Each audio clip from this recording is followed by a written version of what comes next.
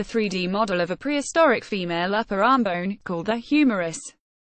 Video Fred Lucy, Cambridge University. If you're a hard-working lady, you probably already suspected what scientists have confirmed today: prehistoric women worked their butts off. The bones of 94 women who lived in farming communities in Central Europe from 5300 BCE to around 850 AD reveal that prehistoric women had stronger arms than living women, including semi-light female rowers. That's likely because these farming women from the past worked incredibly hard, tilling soil, harvesting, and grinding grain by hand. And they probably started at a very young age, according to a study published today in Science Advances. Prehistoric ladies didn't just sit around the house. The findings show that prehistoric ladies didn't leave the physical labor to the men. In fact, they toiled long hours and were a key, driving force behind the social and cultural development of agricultural communities over almost 6,000 years, says lead author Alison McIntosh, an anthropologist at Cambridge University. Now we can kind of see, actually there's these thousands of years of rigorous manual labor that had been completely underestimated, she tells The Verge. It's really important to be able to understand the contribution of women when trying to recreate how men and women behaved in the past, and their roles in society. Scientists have to look at the archaeological evidence, which includes tools, as well as skeletons. Bones function as a sort of hard drive, storing all kinds of information about nourishment and physical activity throughout a person's life. If you work out a lot, you won't just have stronger muscles but also stronger bones. Your bones are really an excellent biological record of your life, says Bridget Holt, a biological anthropologist at the University of Massachusetts Amherst, who was not involved in the research. Previous studies looking at prehistoric bones showed that when hunter-gatherers picked up agriculture and settled down, their legs got weaker and arms got stronger. That's because these people stopped wandering around as much, becoming more sedentary and tending to crops and livestock. But these changes were more pronounced in men than women, says McIntosh, partly because men's bones respond differently to physical activity.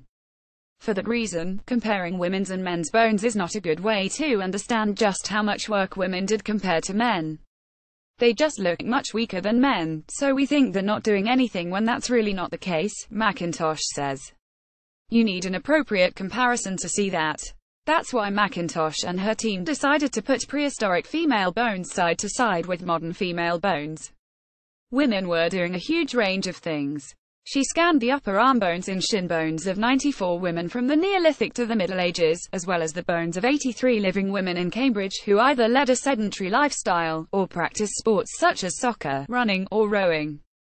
Old and modern bones were then compared to each other.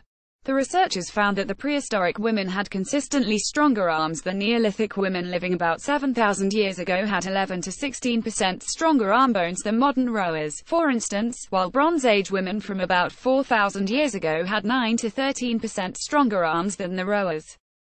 That suggests women were working hard with their arms, but also that they likely started working when they were kids, when bones are still growing, Holt tells The Verge.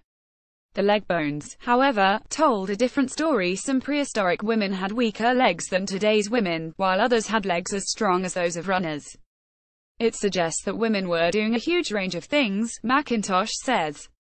Some might have had very strong leg bones because they walked a lot, tending to grazing cows and fetching water over long distances, for instance, while other women might have been more sedentary, grinding grain all day to make flour. The study has some limitations. The researchers couldn't take into account genetic factors, for instance, which can influence whether a person has stronger bones than another. All the living women in the study were also from Cambridge, so results could be different for women living elsewhere. Still, it's an excellent study. Holt says, that finally confirms what scientists have long suspected: that prehistoric women were hard workers, and we all have to thank them for that. This kind of work just highlights the role of women in the development of life as we know now, McIntosh says. We all pretty much live in agricultural societies now. And these couldn't have developed without all of this manual labor done by women over thousands of years.